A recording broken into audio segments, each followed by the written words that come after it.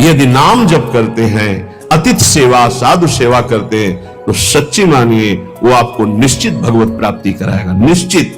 एक तपस्वी आजीवन कठोर तपस्या जितेंद्रियता से जिस पद को प्राप्त करता है, गृहस्थी केवल पापाचरण न करे तो उसी से उसे भगवत प्राप्ति होती है। थोड़ा सा धर्म भी महान भगवत प्राप्ति का हेतु कर देगा। ऐसी संतानें प्रकट होंगी जो तुम्हारी पीढ़ियों की पीढ़ियां उद्धार कर देंगी। गृहस्थी बहुत बड़ा धर्म है, बहुत बड़ा धर्म है, इससे बड़ा कोई धर्म नहीं। ये मत सोचो जैसे लोग कह देते ना, अरे हम तो गृहस्थ। गृहस्थ का मतलब समझते हो, हर धर्म का जनक, हर धर्म की उत्पत्ति उसी से होती है, हर धर्म की पुष्टता उसी से होती है, हर धर्म की व्यवस्था उसी से होती है। आप गृहस्थ धर्म को बहुत हल्के में ना ले, भगवान का अवतार भी गृहस्थ धर्म में ही हुआ है। जहां भी देखो बड़े बड़े जो वीतराग अवधूत भगवान को वश में करने वाले प्रेमी महात्मा या साध्वी, वो सब गृहस्थ में हुई। आज थोड़ी बुद्धि जागृत है तो मेरी बात मान जाओ, भाग के आ जाओ वृंदावन, एक बार सत्संग सुन जाओ, एक बार बिहारी जी के दर्शन कर लो, एक बार यमुना रस रानी के समीप बैठकर नाम कीर्तन कर लो। ये किनके लिए कह रहे हैं? घर गृहस्थी में हो तो पैसा बढ़े, समय निकले तो विदेश घूमने की बात मन में मत लाओ। धर्म क्षेत्रों की यात्रा करो, भगवत क्षेत्रों की यात्रा करो, वहां संयम पूर्वक पुण्य अर्जन करो, नाम जप करो तो तुम्हारा परम मंगल हो जाएगा। तीर्थ में जाकर संगम, काशी, कितने पावन पावन पुरिया हैं। 4 दिन का नाम कीर्तन बैठ लो, आओ अखंड। 1000, 2000, 4000 संतों को बैठ के पवाओ, उनकी जूठन पाओ, देखो निहाल हो जाओगे। अर्थ का प्रयोग करना भगवान के कृपा पात्रों को आता है। अर्थ का प्रयोग करना भगवान की कृपा पात्रों, शोधन धन्य प्रथम गति जाकी। भगवान के धामों में आकर नाम कीर्तन करो, हमारी बात मान लो।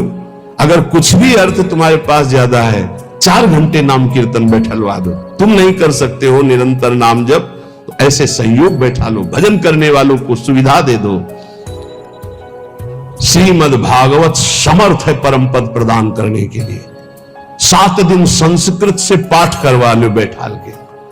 भगवान की महामहिम वांग्मय मूर्ति श्रीमद् भागवत है, सारे पाप भस्म करके श्री कृष्ण की प्राप्ति कराने में समर्थ है, कोई संशय। ये लाभ लो।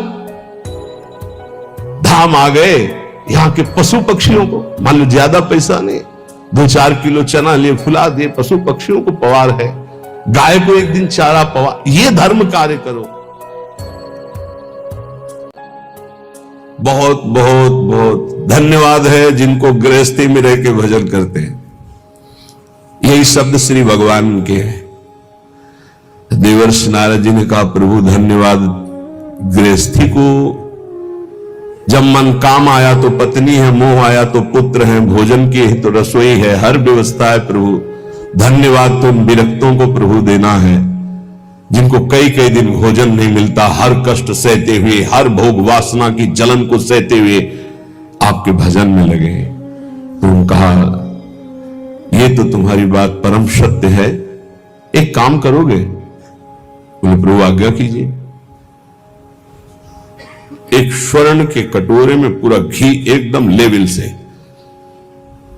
और कहा एक परिक्रमा लगाओ वैकुंठ की,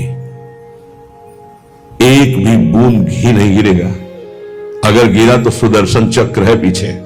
और प्रभु ये कुछ समस्या में फंसा दिया। बोले नहीं, करके आओ बड़ी सावधानी से, एक भी बूंद नहीं गिरना चाहिए। पूरा का पूरा चिंतन में एक बूंद गिरा तो पीछे साए मचे हुए सुदर्शन चक्र जी की। परिक्रमा पूरी करके आए, बोले प्रभु एक भी बूंद नहीं गिरा। बोले तो गिरा होता तो सुदर्शन चक्र जी आपको दंड दे देते, तो गिरा ही नहीं है। बोले प्रभु ये लीला क्यों कराए? बोले कितनी बार नारायण बोले?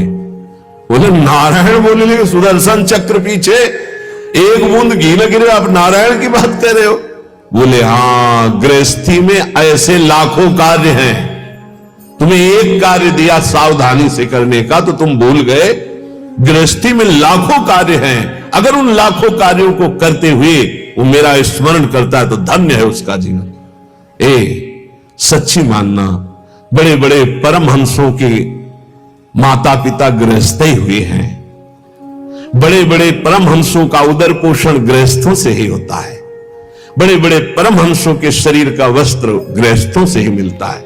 आप गृहस्थ धर्म में रह करके यदि नाम जप करते हैं, अतिथि सेवा, साधु सेवा करते हैं, तो सच्ची मानिए वो आपको निश्चित भगवत प्राप्ति कराएगा। निश्चित। एक तपस्वी आजीवन कठोर तपस्या जितेंद्रियता से जिस पद को प्राप्त करता है, गृहस्थी केवल पापाचरण न करे तो उसी से उसे भगवत प्राप्ति होती है। गृहस्थी में थोड़ा सा भी धर्म महान उन्नति का कार्य कर सकता है। बस ये ध्यान रखे, इतना बुलावा है कि भजन नाम की कोई वृत्ति नहीं मिलती। कोई अगर भजन कर पा रहा है तो संतों की कृपा से। सच्ची मानिए, संतों की कृपा का एक अमोघ फल हम देखते थे। कभी का नहीं पड़ा था इस शरीर के जनक ने, कभी का नहीं पड़ा था।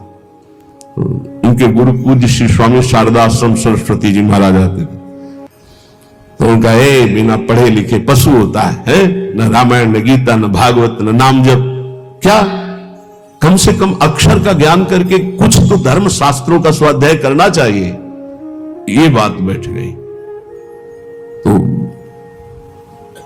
मास्टर से प्रार्थना की किसान होते कि हमको कगारा और मात्राएं सिखा दो, तो रामायण और गीता पढ़ना सीख गए। हल जोतने जाते तो गीता, रामायण, गुरु की पादुका, गंगा जल, ये पादुका कैसा चरणामृत उतारते और रामायण और गीता जी करते।